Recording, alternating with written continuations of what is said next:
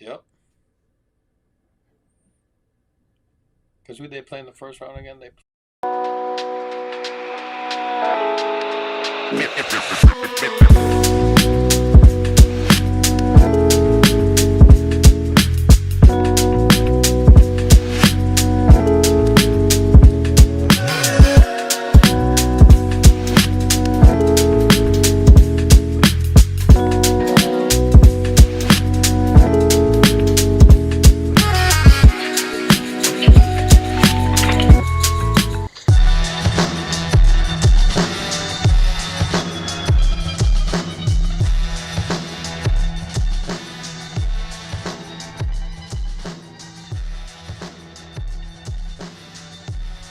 What's up, y'all? We are back with another edition of the DNVR Avalanche Podcast. I'm Justin Michael. You may know me as J Mike. We've got Eric Lacroix here. AJ and Rudo are out this afternoon. But that's okay. We've got a fun show planned for you. We're going to get into all kinds of stuff, react to last night's results, talk a little bit of big picture, roster construction, depth, and kind of the layers that go into that in terms of just how do you evaluate all this? I mean, like some of these teams have really impressed. Some other teams, like Toronto, really underwhelming. But first things first, how you doing, Eric? Doing good. I'm doing good. Hopefully you're doing good. Tiff's doing great. We did something together earlier today. So, it's one of those nights, right? One of those days. I mean, in a sense that more hockey to come tonight. Lots of hockey last night. Doesn't get better in the Stanley Cup. Of course it does. When the Avalanche are playing, that's more fun. But, still, it's just fun every night to be watching and turning on the TV and watching all the sports that's happening. Even the Nuggets, Game 7 tonight, right? So, tonight, right? Nuggets? Yeah, Game 7 tonight. So yeah, Game 7 tonight. Yeah. So that's, I see your Nuggets attire. Let's go. I get it, So, I'm looking forward to it. Go Nugs, and let's get into it because another fun night of hockey, I thought. Yeah, it was awesome. I mean, kind of underwhelming in terms of the first game blowout. Florida jumps out to that 6-0 lead. Obviously, the second matchup with Edmonton and Vegas a lot tighter, and we'll get into that. I do want to get your thoughts on Florida and what makes them so dangerous, because I think it's easy to only focus on the Toronto side of things and, oh man, here we go again. The history, it's repeating itself once again. But It's hard not to talk about that given the history with this franchise. And if you're a Toronto fan, you've got to be sitting here thinking, how are we in this position again? Like, you have an opportunity to take a commanding 3-0 lead in the series, end up blowing game 3. Now you're sitting here down 3-2 going on the road after getting just blown out on your home ice. What stood out the most to you about this Game 5 result last night? Yeah, those are the ones that you have regrets on. Just look no further than the Avalanche against Dallas, right? They take that Game 1, right? And then 2 and 3 goes to OT. When you look back at it, and especially, again, I'm not rehashing it, but, this power plays, all you have to do is make one play. And then you take a commanding lead. Yeah, I agree. That's, for me, that's where the series was lost. And kudos on Dallas, because they were able to gain some momentum from those missed opportunities and then make plays themselves, right? So I think that was the same thing with the Leafs. You're one shot away from taking a 3-0 lead. And again, the series is not over. That's not what I'm saying, because it's the toughest thing to do is to win that fourth game. With that said, if the Toronto Maple Leafs show up tomorrow, Game 7, the way they did yesterday, then, yeah, I mean, that series is over. Not Game 7, but I mean Game 6. Then, yeah, it's not going to 7. You would think that the legacy, and you hear so much about the Leafs core 4 and all that stuff, and they can't win, they can't do it. Well, guess what? As an athlete, all you can ask for is to have the opportunity to prove people right or prove people wrong, or whatever you want to, the path you want to take. And for those guys, the opportunity was there yesterday. And that's why a lot of people were saying that's their legacy. That's That's the biggest game in the history of the Core Four. That's the biggest game, and of course, it's a full team game. We all know that, but we know that you're only going to go as far as your main guys are going to take you, and that's the best they got. Then they're in trouble. You know what I mean? They're in trouble because it was wow. And people are talking about Steve Dangle and a couple people are talking about that Steve and Art Ross winner there, Jamie Benn. I love it. Yeah, he was losing his mind. You know what I mean? Steve Dangle was losing his mind. And a lot of people, you could see the building just, especially on that fourth goal, which was, that was a blunder. You know what I mean? I feel bad for Wall because I thought he'd been good. The next thing you know, again, they weren't touching the puck. But that fourth goal, I thought, just deflated the whole building. And I thought it just became quiet. It became stale. It became boring. Wow. Pressure cooker you're talking about. I expected a better showing from them. I was really disappointed. As a hockey fan, I was disappointed by their effort. Guys on ESPN were saying the same thing, right? Messier, Pronger, Subban, like It was boys, just like, sloppy, man. Like bad turnovers. Yeah. They couldn't control the puck. I mean, Marner's was particularly bad. That leads to the third goal, I think. But Yeah. the Well, lack of fight that they showed in this type of game, that's got to be surprising to you, especially given like all those players are well aware of the history and the pressure. Obviously, in that market, they don't get a moment of silence. They're going to be reminded about it. They're going to get 8 million questions about it. How much does that weigh on you as a player? All of that outside noise and the pressure to succeed, particularly when you're a team that has just repeatedly found a way to shoot themselves in the foot. And that's a great question because that's what I was saying earlier. You have one shot. You have an opportunity. That's what you want as a player. An opportunity to go and show what you got, show what you're made of. Well, that was a failed opportunity. But now you have the opportunity to do it again because you're really done if you don't do it. And I do believe that this is it. I mean, they're not gonna run back the same thing, right? I mean, at the end of the day, How could you if they can't. come up short again? You can, and again, that is not like it's Captain Obvious comment right now by me because you have to do something, like you said. I mean, you just have to do it. So I think that, you know, Mitch Marner, what are you made of? Nylander, what are you made of? We all know Nylander's like he showed some stuff. You know what I mean? You haven't really seen it from. I'll give JT a pass. He's getting older, whatever. But we haven't really seen it from Matthews and Marner in 2 this goals series, in 41 especially. games. Yeah, I mean, it just you want the opportunity, and I know guys that I've played with. For example, I'm going to use 1.0, Patty Waugh, Joe Sakic, Forsberg. They would cherish the opportunity of tomorrow night. But some guys just, I don't know. Maybe I'm wrong, but they keep proving us right. You know what I mean? That they can't do it. And every time it's time to do it, they don't do it. So that's pretty frustrating. And then to your original question for the Panthers, like for me, again, they've won last year. They went to the finals the year before. This is a team that's feeling comfortable in the pressure situations of the playoffs right now, where Toronto feels and looks uncomfortable. They really do. They really look like an uncomfortable team. It looked like a men's league team yesterday and an all-star NHL team. It was that lopsided. You know what I mean? Like it was like what? It was what is Is going that just on from here? having never done it before? Like Florida has that confidence, you know, like they have the poise, they have the experience, whereas Toronto, even if Yeah, you have a great talent, even if you know you're confident in your own abilities, yeah, like how much do you start? Much does that creep into the back of the mind of just here we go yeah. again? Like we're gonna do this again. Exactly. And they just, you know, they haven't done it. And I know somebody's talking about Nylander. Yeah, that's what I said. For me, Nylander is the one that he oozes confidence. He looks, we're going to be okay. You know what I mean? Like, you know, for me, and again, that's an outsider. I don't work for the Leafs. I don't know Yeah. any one of those characters.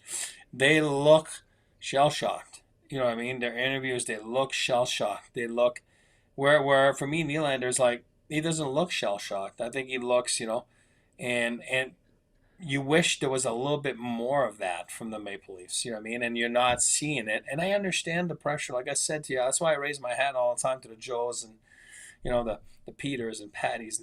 those guys were so good under pressure. And that's why, usually we are good, McKinnon, Makar, over the years. And this is a luxury we have here in Denver because guys usually perform. But whoa, I mean, there's a lot riding on this one. There's a lot riding on the future of them as teammates of the Toronto Maple Leafs. And I'm not saying it's over, but I'm saying by the looks of it, it sure looks over. You know what I mean? Because you got to go play the game. But if they come back with the same thing that they just did, and again, people are saying, I was listening yesterday, and don't get me wrong, it's important, but I'm going to go after Austin Matthews a little bit here. But yeah, Willie's got that dog in him, absolutely. And I just wish I saw that a little more in Austin Matthews. People are talking about, yeah, but he's playing well, he's winning face-offs, and he's getting scoring chances. Listen, when you're the highest paid player of the team, again, it's not about money, but it is about money because that's who you are on the echelon of where you are in the league and where you are with your team. And when you make that much money and you're counted upon to produce offensively, in the playoffs, close is not good enough. Like, oh, he's getting close, In the regular season, you go in a slump, 5, 6, 7 games, whatever it is, you try to get out of it. Oh, it's okay. He's getting chances. Numbers say that he's getting close. You don't have time in the playoffs. There's no such thing as close. I always say that on our show, cut up oranges and juice boxes. Oh, great little guy. You know what I mean? Like, it's not. It's you haven't scored. You're counted to score. You're supposed to be there to be the guy that scores. And if you don't, and again, it weighs on you. Trust me. And that's why I say I raise my hat to the Joes of the world all the time. Like those guys always did. They always did. They always came through. And when you've never done it, then the pressure gets you. And Austin Matthews, I don't care how many chances he got, he's still not scoring. So close is not good enough. And I don't care how many face-offs you win. That's all supposed to be part of it. It's like somebody coming in that, hey, he works hard. No, everybody works hard. Like you don't get a cookie. That's the bare minimum. Work hard, right? You know what I mean? And it's like, and that's the part that, and again, I'm pulling for him because I really don't care. I'm no dog in the fight. You know what I mean? I really don't. You just as an athlete, the pressure they're going through, and it's like, you want them to pull out of it, But the question is, and it's a fair question, can they really pull out of it? Like the Mariners and the Matthews. I don't know. I don't know. It doesn't look like a yes to me. It looks like, man, we'll have to wait and see because it's speculating. But, they lose tomorrow. He's probably played his last game as a Maple Leaf tomorrow. And then he's going to command a lot of money. And then you go give someone that kind of money, but you still don't know if you can really do it when the time comes that it's so important. That, for me, is nerve-wracking. It really is nerve-wracking if I'm an owner and I go and I understand you have to play the regular season. I understand, to get to the playoffs. But, boy, oh boy, that's a lot of money to give to someone that you think that – is it because he can't do it in that market? Maybe. And that's what I'm saying. You have to do a lot of analysis. You have to do a lot of soul searching. You have to really look into it. But somewhere, somehow, I thought last night was going to be the most important game ever for those guys. And, didn't look like it. So we'll see what they're made of in Game 6. I mean, Toronto has won 3 straight Game 6s, so they do have that in their repertoire at least. It's funny, as much pressure as they're feeling right now, imagine the pressure they'll feel then coming back home, if they have an opportunity to at least. It's going to be interesting to see how it all plays out. I do want to ask you some questions on kind of this Toronto situation and compare it to Colorado a little bit, and then obviously we'll talk Vegas and Edmonton and all that, but we do got to take a quick breather. We got to shout out a couple of our partners. Whether you're on the road, at home, or somewhere in between, First Bank makes banking easy, convenient, and secure. Their mobile banking app allows you to check balances, pay friends, manage your money anytime, anywhere. Here's the best part. You can make some money by banking with First Bank. All you got to do is open a new First Bank checking account today, and you could earn $300. First Bank, they're great about helping you stay on track. Their tools make it simple and easy to stay in control of your finances without all the hassle. No matter where life takes you, First Bank gives you the freedom to bank how and when works best for you. So if you're ready, excuse me, for better banking and the chance to earn a little extra, head to efirstbank.com/bonus. That's efirstbank.com/bonus and open your account. Bank how you want, when you want with First Bank. Certain restrictions and requirements do apply. Member FDIC. I also want to shout out Shady Rays, longtime partners of ours here at DNVR. I've got a couple of pairs of Shady Rays. I absolutely love them. Get ready for the season ahead with quality shades built to last. Shady Rays have you covered with premium polarized shades that won't break the bank. They're an independent sunglasses company, but they offer a world-class product. It's rated 5 stars by over 300,000 people. And what's awesome about Shady Rays, well, one of the many things that's awesome about them, durable frames, crystal clear optics. As you can tell, I got some big old glasses here. I'm blind. Sometimes you put on a polarized shade and it's like you're in pitch dark. You can't see. Shady Rays takes all the glare out, but it's not like you're walking at night. I really do love them. They're durable. If I ever lose or break them, I can rest assured knowing that every pair is backed by lost and broken replacements. Exclusively for listeners, Shady Rays is giving out the best deal of the season. Head to shadyrays.com. Use that code DNVR for 35% off polarized sunglasses. Try for yourself the shades rated 5 stars by over 300,000 people. There's a lot of focus on what we've just kind of been diving into. Toronto's core, their stars that have, really not lived up to expectations or they just haven't been able to break through to that next level, which is kind of what defines your legacy. Obviously, it's been a lot of wallowing in misery and self-pity around these parts, given how the series played out. But does it make you feel better or worse about how Colorado played in that 7-game series, kind of seeing how some of these other similar teams with, elite star power and big expectations like Toronto, like Vegas, have ultimately fared here? Yeah, I mean, a little bit of both. That's a fair question. A little bit of both. Because sometimes it's like it's like playing golf, right? You want a mulligan, you know what I mean? And I know the Avs want a mulligan, right? They want to replay those 2 overtimes, you know what I mean? Because it's like that's where the regrets are. Now we're not going to go back again on the scheduling and whatever the format, and we all know Dallas and Colorado were 2 of the best teams in the West. We all know that. Everyone knew it. They might be the 2 best teams in the NHL, period. Maybe. I mean, Florida's got a pretty strong argument, some of these other teams, but yeah. I just feel that the Avalanche, you know what I mean? Like, it's a missed opportunity. And unfortunately, when you have missed opportunities, it's a long year, right? 'Cause it's a long summer.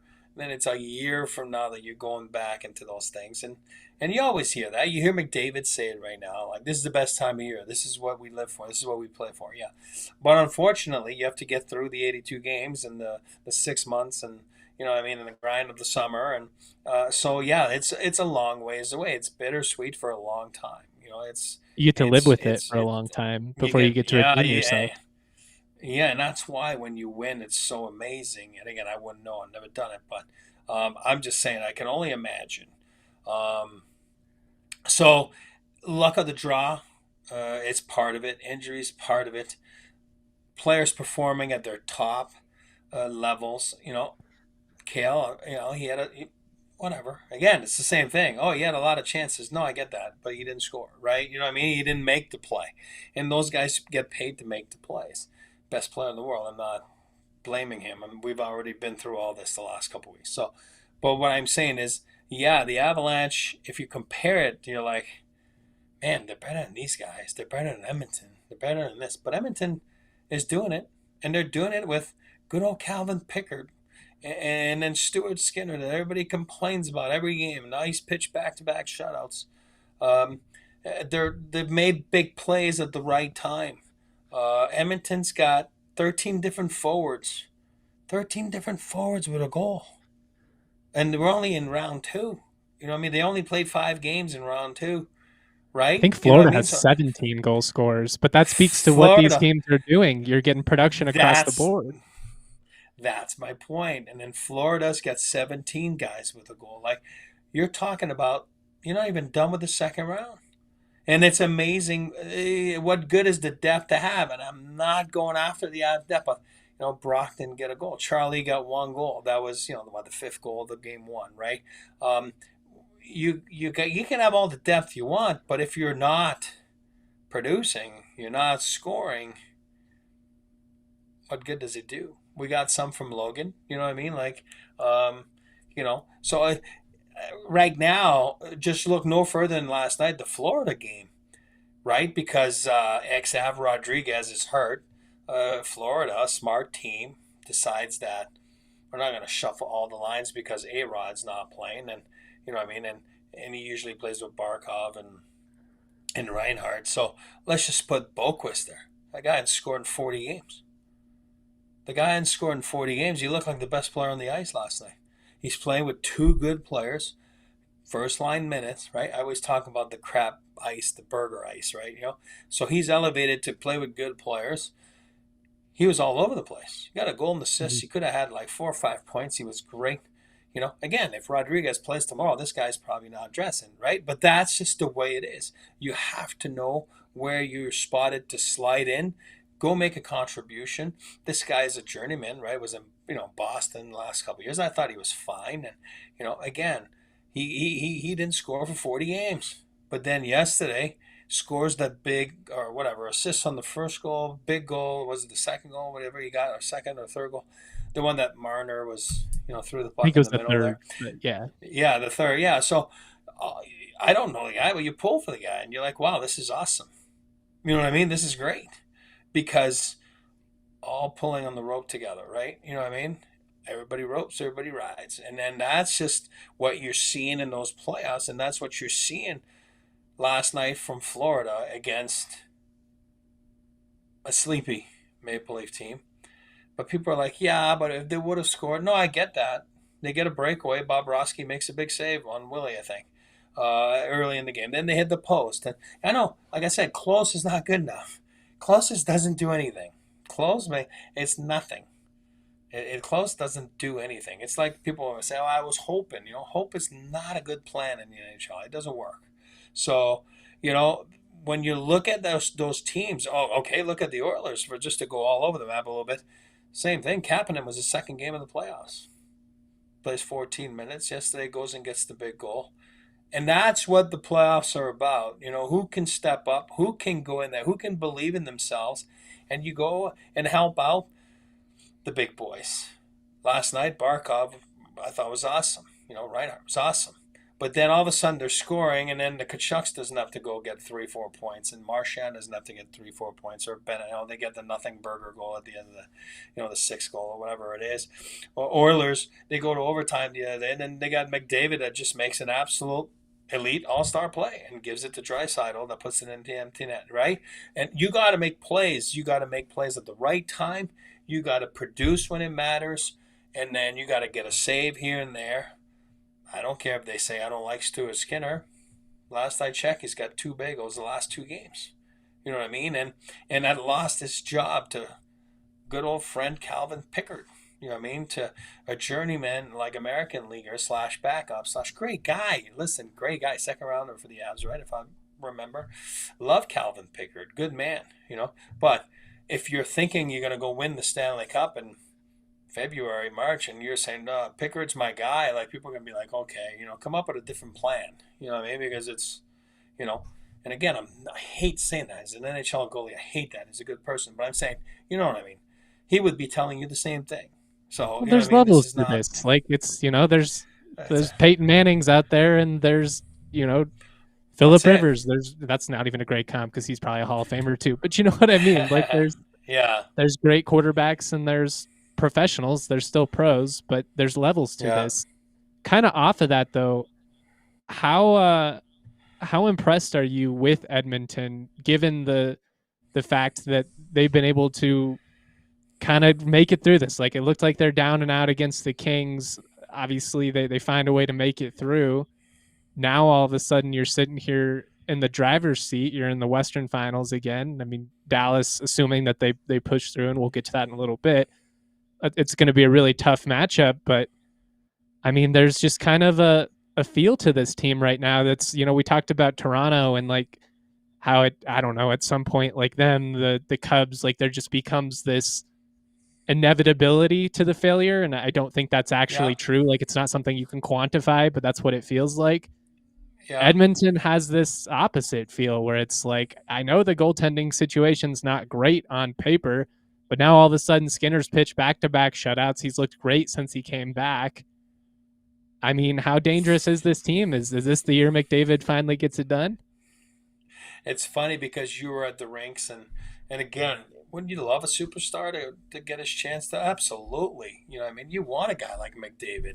The greats, they all, and again, he's one of the greats. I mean, man, our era, McKinnon, himself, the Crosbys, but back then, the Lemieux, Gretzky's, all the big ones, they've all won.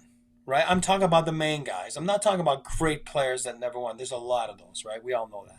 But man, you But the wish faces of the you, league, the people you would, yeah, the faces people of that the are league, yeah, synonymous with the NHL. yeah. It would be awesome for him to see it. I mean, you know what? He's one hell of a player. And it's funny because I always say, and you were at the rink, and I always say like, key number one, and before the game, nothing bothers you. I used to always say that in the locker room. Nothing bothers us, boys. It's the hard. It's the easiest thing to say. It's the hardest thing to do. Oh yeah, Yeah. you don't let a bad call bother us. Don't let a bad goal bother us. Don't let the other a guy on the other team, uh, you know, get under your skin.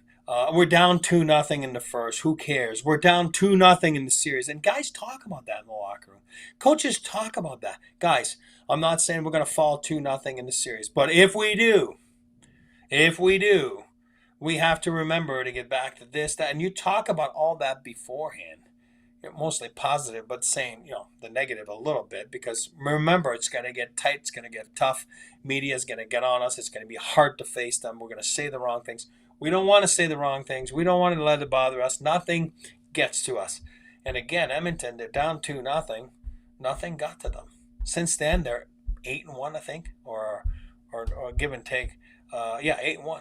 And a game that they lost was with point 0.4 seconds, whatever it was, on a weird deflection into their own net.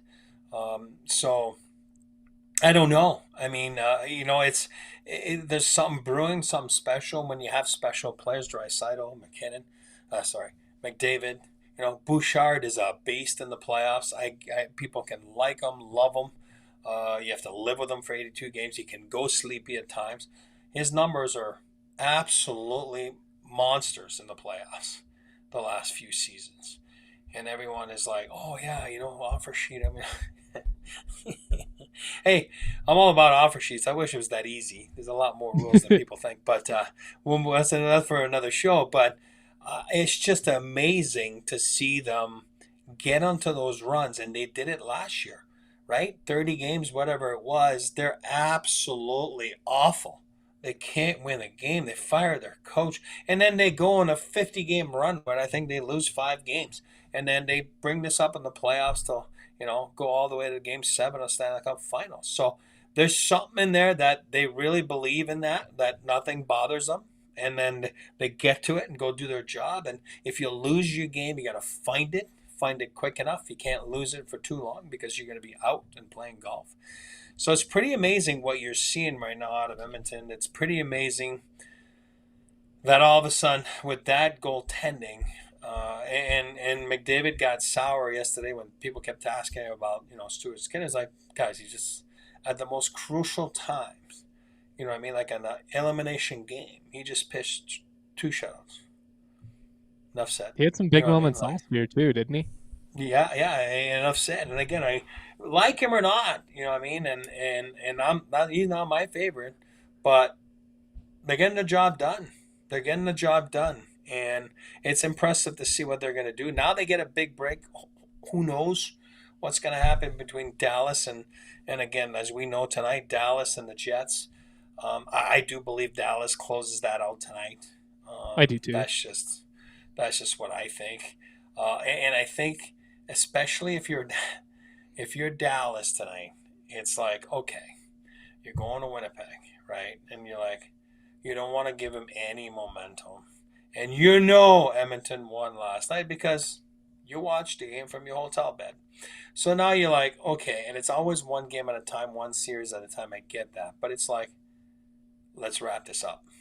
You know what I mean? Like, you want to Yeah. wrap this up because it's like, you're not chasing after injuries, right? The more you keep playing, the more you miss out. A lot of times you're like, oh my god, then you lose a guy in game 7 or whatever it is, and you're like, are you serious? All we had to do was close it out. We were no shows. I don't expect the Winnipeg Jets to hand it to them. Um, Hallebuck has been really good at home, in a sense. When it talks about wins and losses, he's been terrible on the road. Um, Again, like Marner and Matthews, there's a lot riding for him tonight. And I know he's got the 8-year extension and last year, right, and all that kind of stuff. But at the end of the day, for me, if you're looking at that series, Ottinger's playing for his team. He's playing for his employers, playing for his fans. He's playing for himself. But he's playing to show that he should be the starter for his nation, which is USA next year at the Olympics. And that's exactly what he's showing. And that's that inner drive. And there's always a game within a game, right? Each period, there's always a game within a game. For Ottinger, it's been very simple to see. I mean, I don't want to be better than Hellebuck. And it's working because he's been a lot better. And, he wants to show that he's the man, and he will be the man next year. I want to pause on that thought because I think it's a good one. We can take that a couple of different ways. Yeah. Let's take a quick pause real quick. Let's shout out our last partners. Just like your favorite team needs a home ice advantage, your home needs a home floor advantage, and Empire Today can help you get it. Empire has knowledgeable people. They don't try to overwhelm you with thousands of choices and substitutes. Honestly, what they omit from their selection, it's just as important as what they include. Anybody that tries to sell you 8 million options of the cheapest flooring on the market, they're selling you flooring they wouldn't put in their own home. Empire is not about that. They want to help you find the best of the best, and they want the whole process to be as smooth as possible. Empire lives and breathes flooring. They bring the showroom right to you, so you don't have to go to some box store and go down the aisle and deal with oblivious people in their carts. Schedule the free in-home estimate today because some things are just better at home. DNVR listeners can get a $350 discount when you use the promo code DNVR. You heard that right, a $350 discount with the code DNVR. Restrictions to apply. Visit EmpireToday/DNVR for full details. The DNVR Avalanche Podcast is also brought to you by Raising Cane's. Get flavor fast at Raising Cane's from their hand-battered chicken fingers, cooked to order right there every day. Crispy crinkle-cut fries, buttery Texas toast, and, of course, the secret Cane's sauce. It's made right there every single day, just like their awesome chicken fingers. Are you hungry yet? I know I am. Dive into Flavor Flav's faves. What are you waiting for? It's Cane's O'Clock, Raising Cane's chicken fingers. One love. All right, that's a fun one. Shout out to Raising Cane's. They're making it easy on us. Yes. You mentioned, the goalie battle, between Ottinger and Havlicek, and Ottinger's obviously played out of his mind, outside of Mikko Rantanen. I think he was probably the single biggest reason that Dallas was able to get through Colorado. How confident do you feel if you're Dallas going into a matchup, against Edmonton, who obviously has all kinds of offensive firepower? But to me, and what I've said a couple of times now, it feels like goalie makes the single biggest impact of any single position in sports. That feels like if you're Dallas going into that Edmonton matchup, you might be playing McDavid, but it feels like you've got Tom Brady under center, doesn't it? 100%. And I always say, it's not important until you don't have it. And you're gonna say, and I hate to say it because but I'm gonna say it. Well, look at Edmonton. No, I get that, but what people don't realize is Edmonton, like I said, he's pitched 2 shutouts in a row. So it's not. So the problem with Skinner, for example, is that he makes you're supposed to make the routine saves, right, and then make a few more, right? That's the rule. That's the rule of thumb.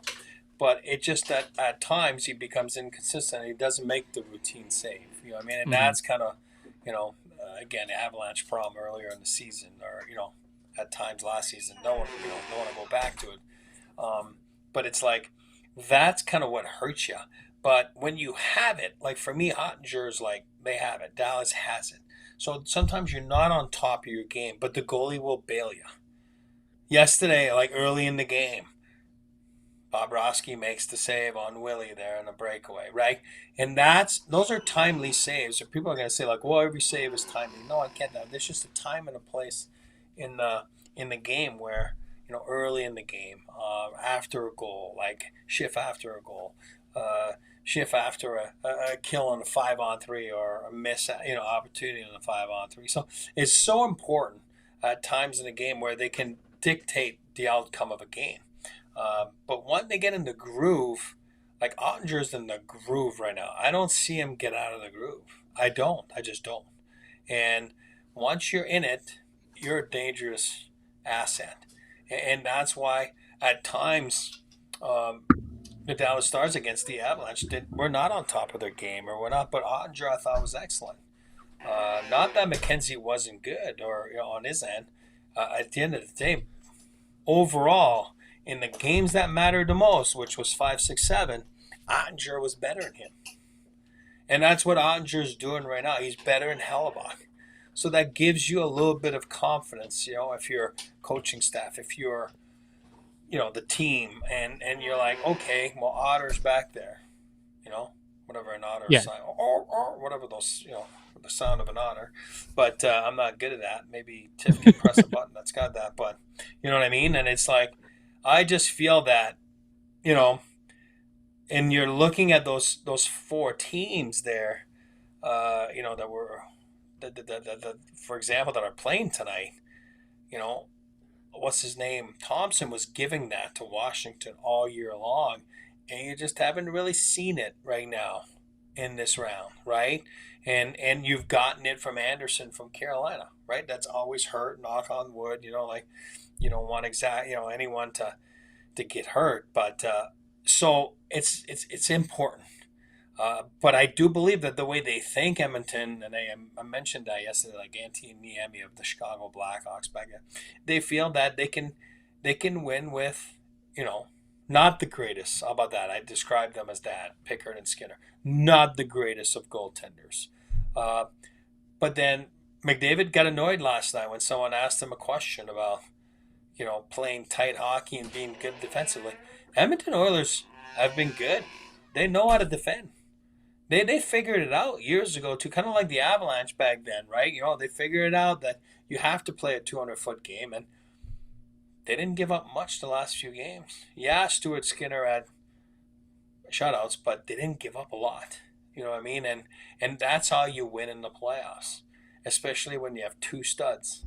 You know what I mean? And a stud back there, and with the Bushbaum and Bouchard. So I think goaltending is still important. I'm of that nature that it's so, again, I come from the Patrick Roy, era of games, so I think it's so important because it's the foundation, and sometimes, they will just give you the wings to go out there and make a play, because they make you feel so comfortable that even though you make a mistake, he's going to be there to back you up, and it's not going in.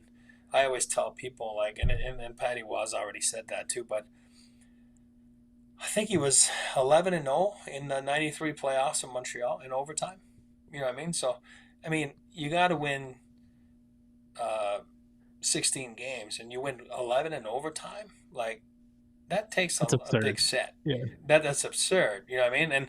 And even in 96 with the Avalanche, right? And what is it? The Uwe Krug was the 3rd overtime, whatever it is.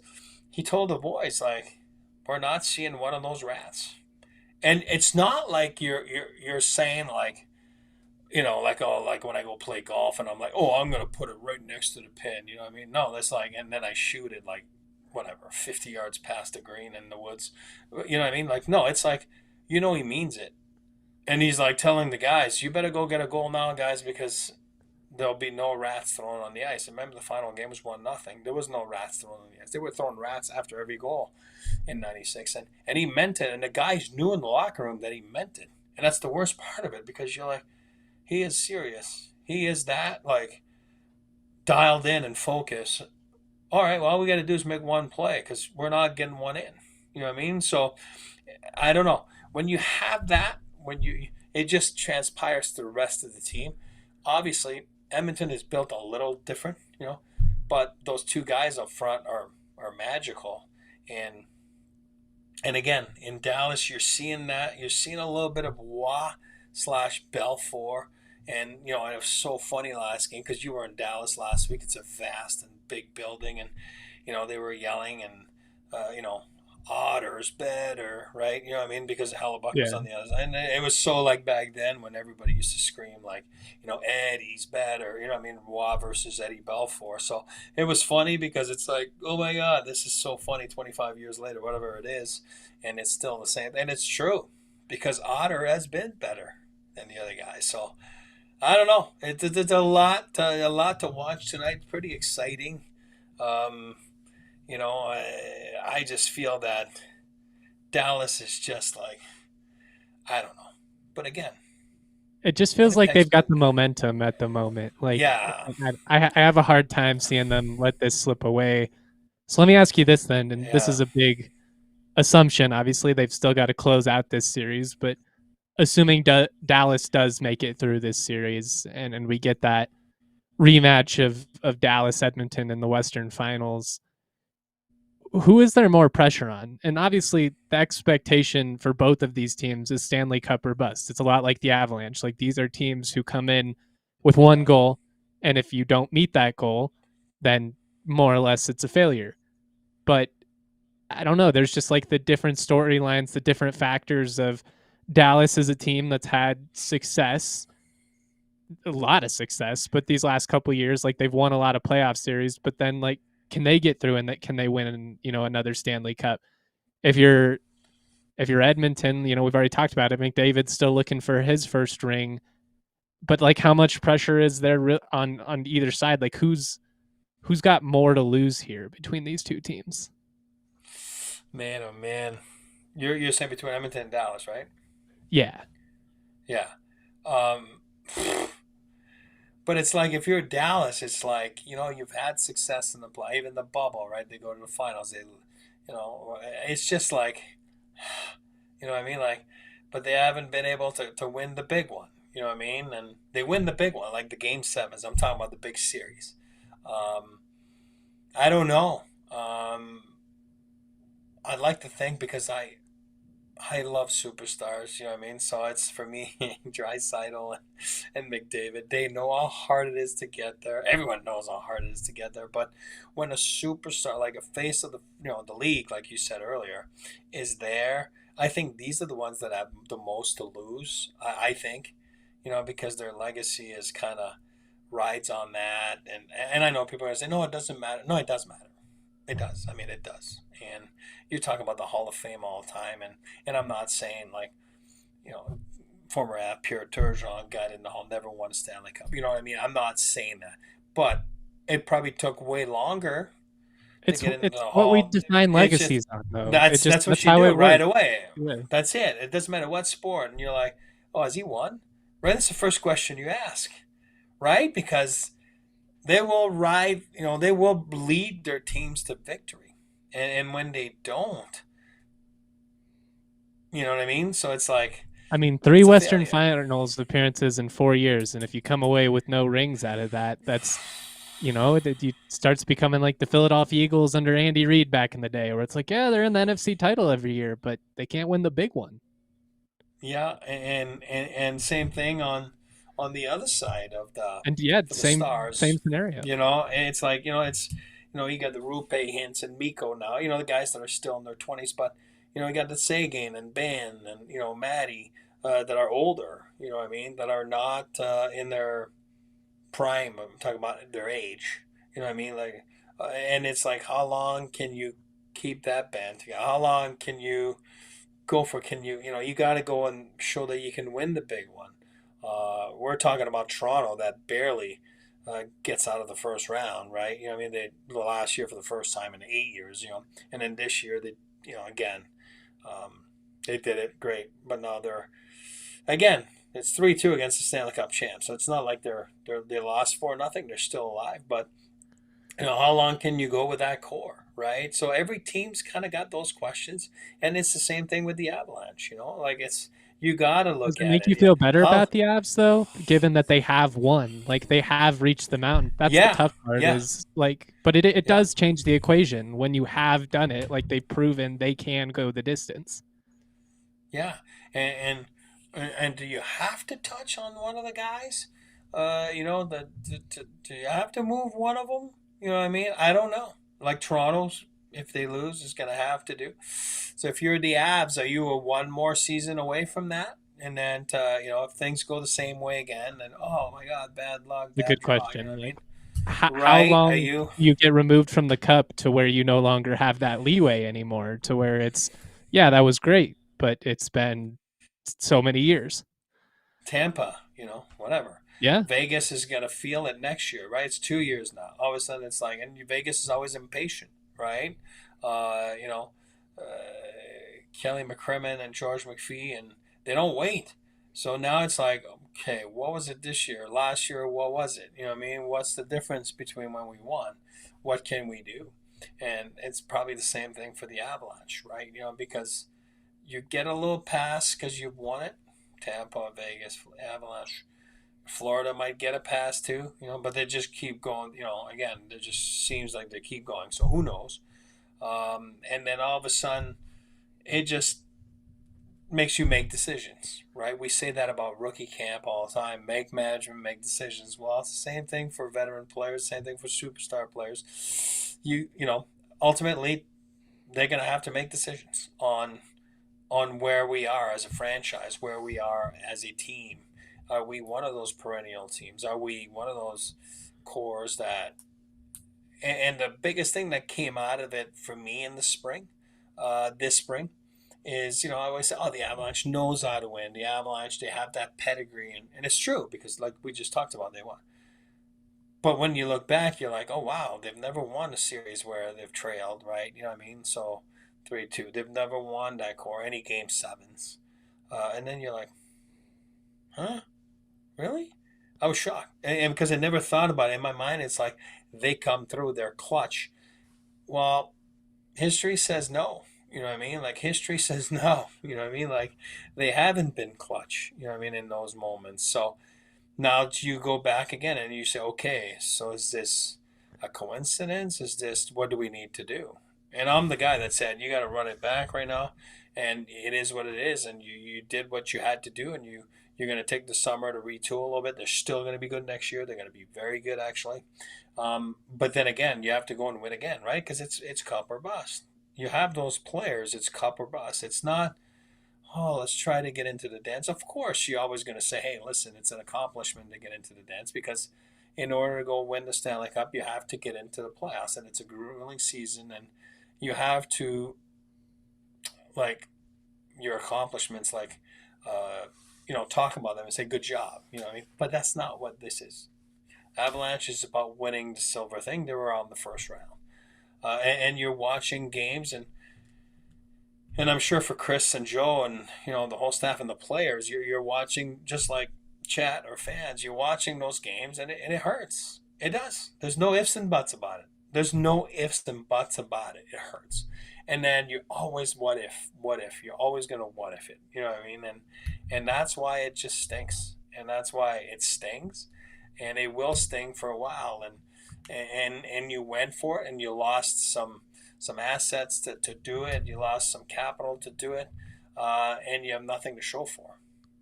But Let me ask you this, and this might be a hard question to answer, but from a management perspective, you look at these last couple of years post 2022, since they won the Stanley Cup, and obviously there's been injury factors. Like you lose your captain, the Nichushkin situation in two different yeah, playoffs ended up, being a factor. But you had all your guys this time around, and not only that, you got Landeskog back, and he played well above even our wildest hopes and dreams. Like the fact that he was such an impactful player was great, but it was also frustrating given that he was outplaying so many of these other guys.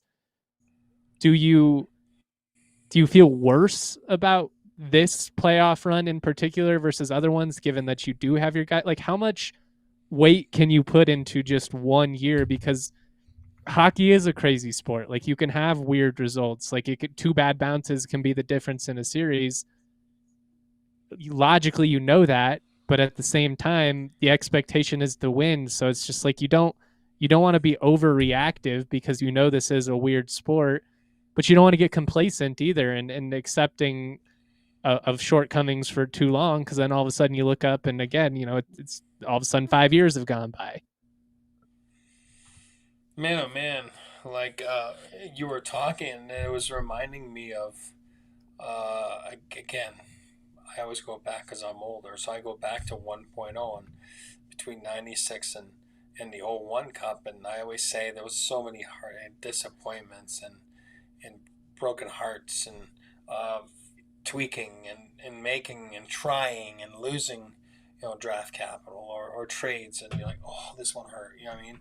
Um, but you don't give up, you know what I mean? Because you do have superstars and you have those guys, and there has to be a belief.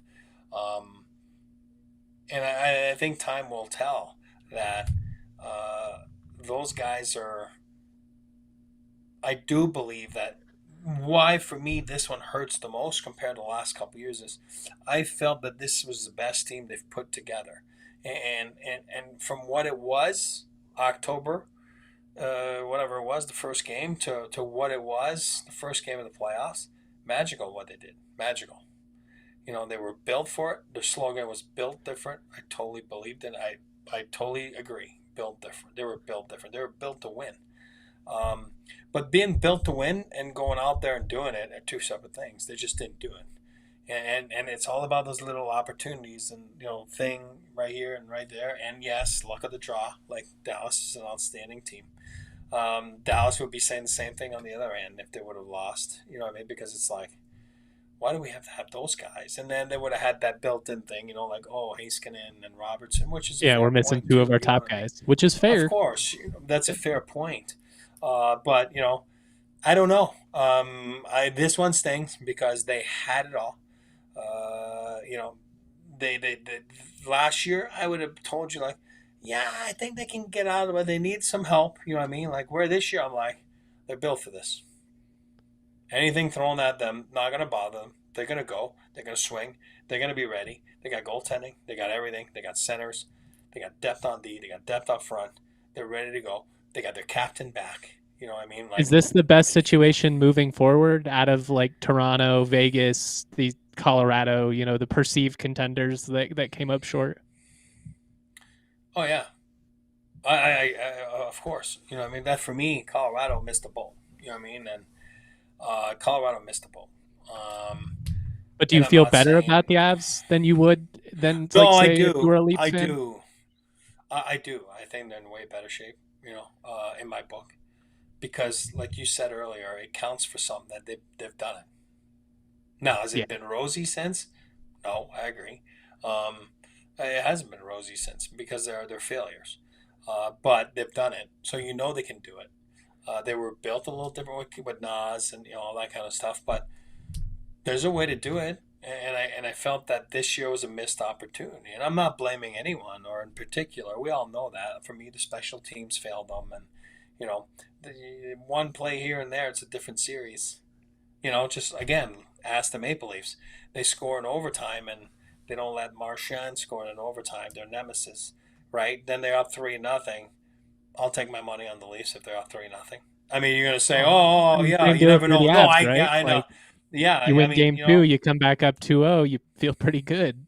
Even if you go into game 4 up 2-1, like those are the mm, tough moments where they change everything. but those are unfortunately sports, right? It's easy to go back because that's what you do. You go back and you look and coaches and everything. What could we have done different? So do you really dismantle something because of, again, you might have to, because of the salary cap situations and everything. So we'll see. But I think the Avalanche are in a good shape, compared to like what we talked about, Toronto that we started the show with, where it's like maybe they just can't do it. And that's a tough situation to be in because you're like, am I really going to let this guy walk? Am I going to really trade this guy that scored 70 goals? Like, you know what I mean? Like, really? Like, but sometimes You just got to take, your guts and go do what you believe. And if you believe that it's keeping it, then great, awesome. You might go down with the ship. I don't know. Like time will tell. Or you're like, this is it. And there's a threshold. And when was the threshold from Brad Treliving? Was it 2 years ago when he took the job? Like, okay, I'm giving it, this season and next one I'll change the coach, I'll do this. And I got Berube, which I think is the perfect guy for the Leaf job. He's done it. He's won. He's fiery. He's calm. He knows what to do. He's been through it. Good with the media, respected by the players. And so you're like, okay, well, if they can't do it, then it's got to be them, right? It's got to be the core, right? You know what I mean? Because how many times, like I said, can you do it and run it back and go? And it's, oh man, it just seems like they've been running it back for 7-8 years and it's just not there. But they got one more chance tomorrow night. That's what I'm saying. I was shocked yesterday at their response, but I'm one of those believers that it's still there. When it's still there, you got to jump on it. Can they do it? If you asked me to bet on it today, I would say no. I'm not comfortable like with them, what they showed me. But hopefully I'm wrong, because you want to see that Rocky story, right? Like you're down and get back up and fight. And, come on. You know what I mean? And prove people wrong. People are burning your jersey on social media. And, I mean, it's gotta, you're going to say, oh, I don't read it. I block out the noise. We're all human. Everybody's human. Everybody knows, everybody sees, everybody feels it. So at the end of the day, go prove people right for that they stuck by you, or prove people wrong, the ones that are all over you. So as all you want is an opportunity. I said it earlier. All you want is an opportunity to prove it. Prove it to your teammates, prove it to yourself, prove it to your fan base, to your employer, that you're worth it, or you're there's a reason they stuck by you. Again, time will tell. We shall see. It's a 7-game series for a reason, but it's must-see TV, though. That is must-see TV, because, like we were talking about earlier, the fan base and the 1967. You know what I mean? Like it's like it's painful. You know what I mean? Like it's painful for those people. Like they've just been waiting so long, for something. They haven't seen it. That emotion is real, because burning jerseys in this economy, not me. I know. I mean, those bad boys are like $300 these days. I know crazy. We were going to touch on some Eagle stuff, but maybe we can save that for tomorrow, because we don't have much time here. Before we get out, I guess just kind of putting a ribbon on all of this, out of the remaining teams, who do you feel best about right now? Like, who's got the best vibes, the best juju kind of going into the finals here?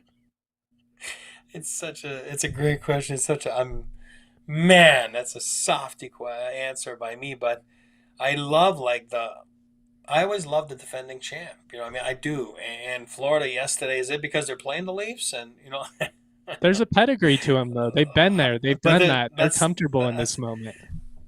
So I think in the East, for me, as much as Carolina, that's them against the world. And I do believe today, if you ask me, Florida comes out of the East. And then in the West, like I said, I love the McDavid. Can he go get a cup to, Dallas Stars? I'm very impressed by them. I tip my hat to them. I thought they were fantastic against the Avs, in the sense that they were never out of it. And they were close to being out of it a few times, you know what I mean? But Avs didn't take advantage, or Dallas didn't let them, make that play or whatever it was. And then they answered. They made the big play. Their star player got 3 or 4 point periods, right? You know what I mean? Which you've never seen. They did come back down by 2 in a game 7 in the last time. You haven't seen that, like in 126. You've seen it back to back, or again, St. Louis and Winnipeg did that too. But so Dallas, you have to tip your cap to them. But right now, like I would have to pick. It's not being salty towards Dallas, because I became a Dallas fan. Like, I respect Dallas. I do. I think they're so well built, and I like what Jim knows. But I think maybe, I know, I apologize. But I think that Edmonton it would be my pick today. And it's totally going against my belief of goaltending and all that stuff. But I'm going top heavy again. Draisaitl, McDavid. I'm saying, you know what? I'm taking Edmonton, and Edmonton, Florida again.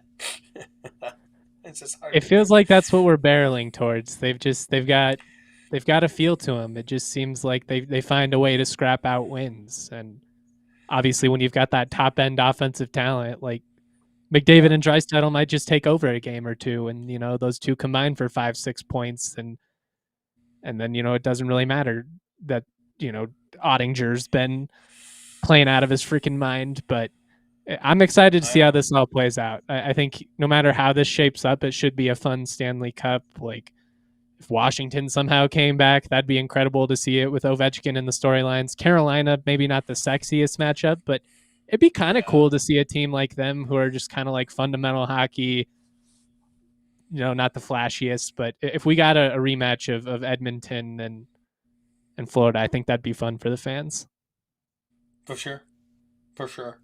I mean, I love playoff hockey, so it's fun. It's exciting. It's unpredictable, or predictable in some cases. But it's a tough trophy to win.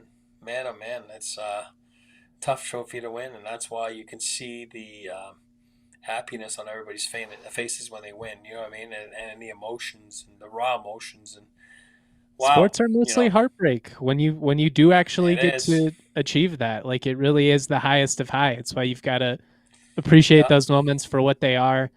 Before we get out of here, I do want to bring up our spring clearance sale. You can get up to 75% off.